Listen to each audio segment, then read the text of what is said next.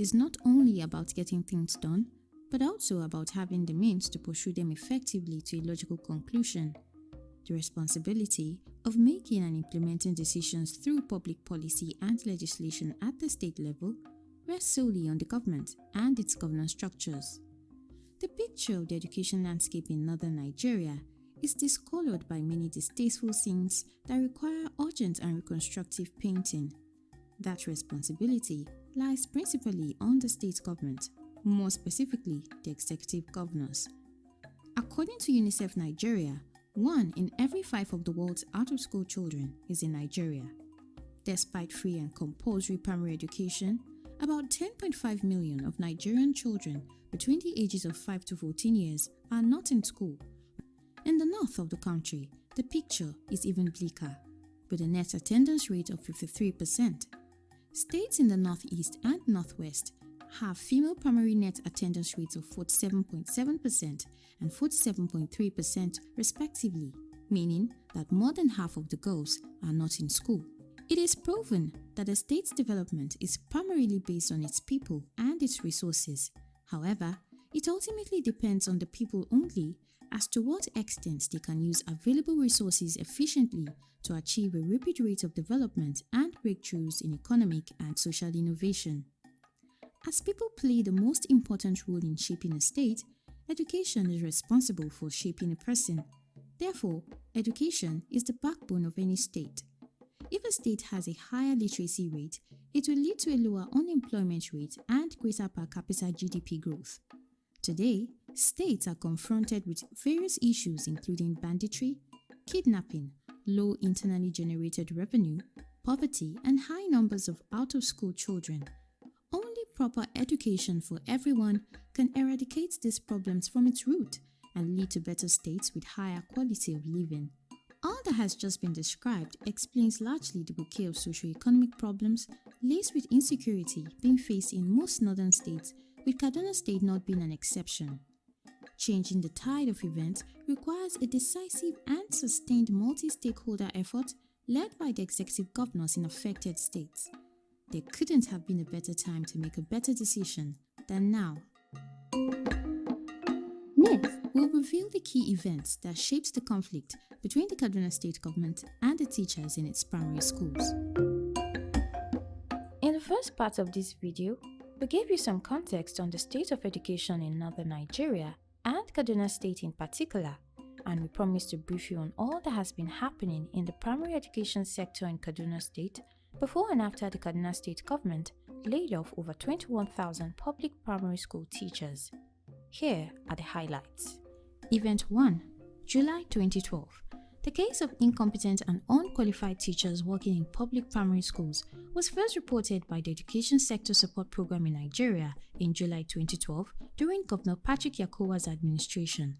The governor said the report revealed that 50% of primary school teachers were not qualified. Event 2, August 2012. The state government gave a 5-year grace period to affected teachers beginning from 8 August 2012 so they can use this period to acquire the basic requirement for teaching in the state, which is a minimum of the National Certificate in Education. Event 3, September 2013. In order to upgrade the teachers and achieve desired skill set, the state government, under the leadership of Governor Mukhtar Ramalan Yero, also organized a series of training programs for the teachers in September 2013. Event 4, May 2015. When Governor Elrufai came on board on 29 May 2015, he announced that one of the top priorities of his administration was the education sector. Part of the administration's agenda was to eradicate illiteracy in Kaduna State by giving free access to basic education for all, improving infrastructure, hiring qualified persons into public schools, and ensuring their competency through periodic assessments.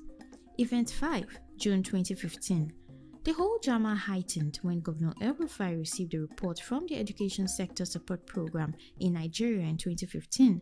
The report revealed teacher and pupil competence levels within the state. The report showed that 83% of the teachers scored less than 25% in mathematics and literacy exams, and primary 4 pupils had an average score of 13% in English and 17% in numeracy. Isn't that pathetic? Event 6, January 2016. Governor Elrufai swung into action in January 2016 with the school feeding program, which jacked up enrollment of primary school pupils from 1.2 million to over 1.8 million within a session.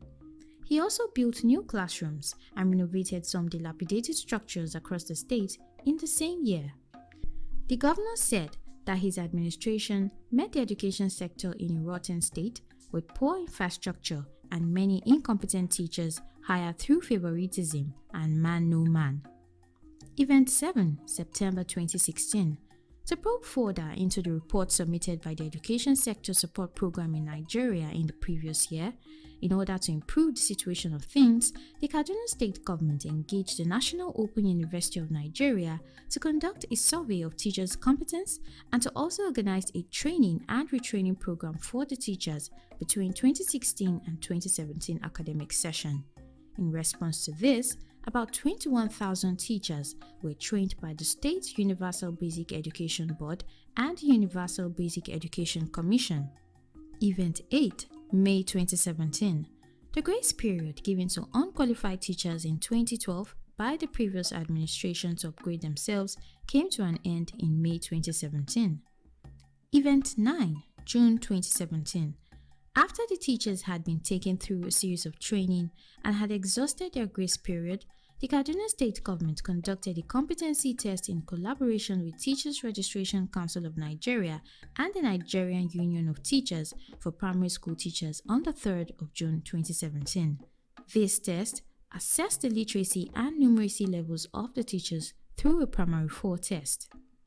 Event 10, November 2017. It was a big surprise when the Kaduna State Government announced on 5th November 2017 that the competency test recorded a massive failure, with reports that out of the 33,000 teachers who sat for the test, only about 11,000 passed. 21,780 teachers scored below the 75% pass mark. Event 11, November 2017. The Kaduna State Government sacked 21,780 teachers that did not score up to the 75% cutoff mark.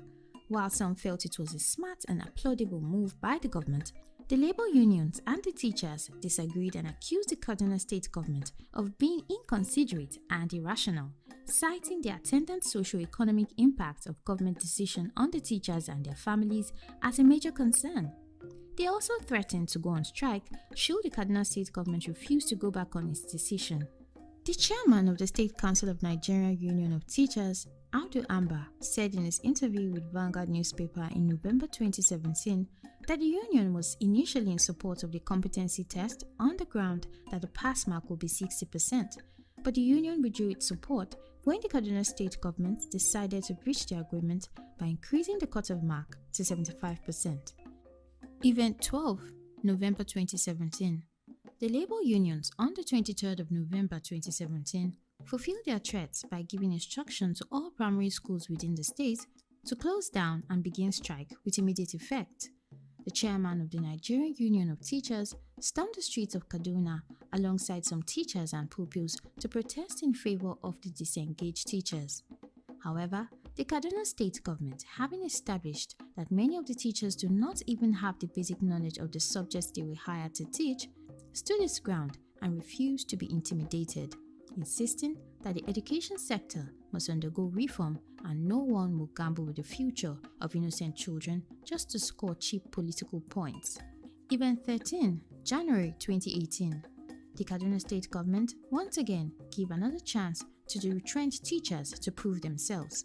This was confirmed by a statement released at a press conference in Kaduna by the State Universal Basic Education Board Chairman Nasir, who said that those who had worked with the state for a minimum of 5 years could reapply for a fresh recruitment.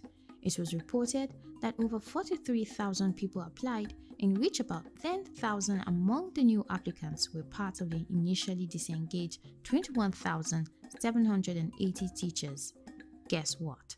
There was a massive failure again. Only 15,897 out of the 43,000 applicants scored above the cutoff mark. Event 14, April 2018. Out of the 15,897 applicants that scored above the cutoff mark in the last recruitment test, 4,562 were not offered employment. This was because all successful candidates were called upon on the 19th of April 2018 to write acceptance letters before the appointment letter would be handed over to them. Unfortunately, the said 4,562 applicants who were denied employment could not write a proper acceptance letter. This was confirmed by the State Commissioner for Education, Dr. Shehu Makarfi. Event 15, September 2019. Public primary school teachers were trained on Jolly Phonics. The announcement was made by the State Commissioner for Education, Dr. Shehu Makarfi, on the 9th of September 2019. Event 16, September 2019. The chairman of the Kaduna State Universal Basic Education Board, Malam Tijani Abdullahi, told the News Agency of Nigeria that the State Universal Basic Education Board conducted a 5-day training of 6,828 teachers on reading and numeracy activity, which commenced on 11th of September 2019. Event 17, April 2021.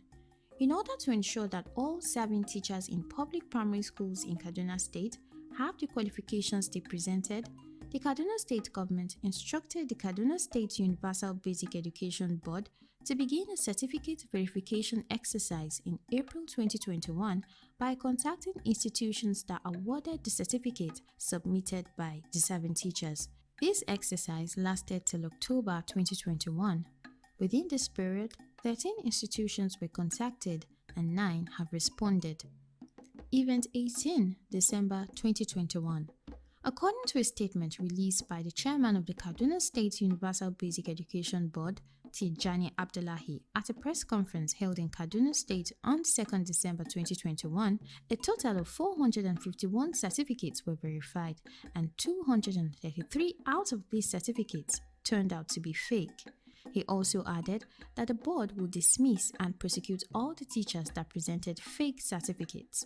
The chairman also announced the intention of the Kaduna State Government to conduct another competency test for 33,000 teachers, and he encouraged them not to panic as the test is not aimed at sacking anyone, but to identify lapses in the subject areas so that necessary help can be rendered. He also said that the competency test will be followed by a series of training and retraining programs in batches, which will begin in January 2022 to be conducted by the National Teachers Institute, Colleges of Education Zaria and Gidanwaya.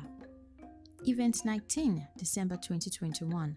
The most recent development is the commencement of the fresh competency test earlier announced by the chairman of the Kaduna State Universal Basic Education Board, which kicked off on the 7th of December 2021. The labor unions asked the teachers not to show up for the test because the Kaduna State Government has no rights to test the teachers, but most of the teachers still went ahead and took the test, probably because of fear of losing their jobs. This is to buttress the governor's indication for the need for periodic assessment of the teachers as a way to maintain standards as recollected in Event 4 of this video. We believe our recap of these events that occurred over the last decade should bring an end to a lot of misinformation out there and should equally clear the way for a progressive primary education in Kaduna State. However, it is not over until it is over. Education can transform a person and provide a perspective to see their lives from a different view. Some might argue that health is a more important step for the development of a country, as only a healthy population could be efficient and productive. However, education is required in order to be healthy and disease-free. Education imparts awareness, which is essential for being healthy and productive. Education gives the ability to turn information into knowledge, which is essential for solving problems and developing analytical skills. An educated person who possesses various diverse skills is healthy and knows what's best for him or her and the society. Proper education eradicates crime, poverty, unemployment, diseases from the state. Moreover, education is fundamental for peace and prosperity. The United Nations has emphasized on the importance of education, and one of the Sustainable Development Goals is providing quality universal primary education to all. Nelson Mandela said, "Education is the most powerful weapon which you can use to change the world. When a society is educated, there is a great allocative and productive efficiency with rapid rates of development." Our position on this event is not to serve the ego of a governor who many think is all out to win the fight with the teachers at all cost. Neither is it to promote the selfish interests of some teachers who only see teaching as a means of livelihood and not as an opportunity to contribute towards the academic success and overall growth of learners. Nor is it our intention to identify with the position of the unions whose only interest is safeguarding themselves, the teachers. Our position is in support of the beneficiaries of primary education, our children, your children, and whosoever is fighting for their future and that of Nigeria. It is important that other state governments, particularly those in northern Nigeria, learn from this event and make the right decision to reposition their primary education and the education sector at large. Indeed, the fact must be stated clearly that there are also states in southern Nigeria who experience low education performance due to similar issues as that of Kaduna State and who might benefit from these events. Many might think the decision of the Kaduna State Government is wrong, insensitive, or even bad. However, we are of the opinion that the Kaduna State Government has not only made a good decision, but a better decision, and therefore deserves our golden stamp of approval for better decision.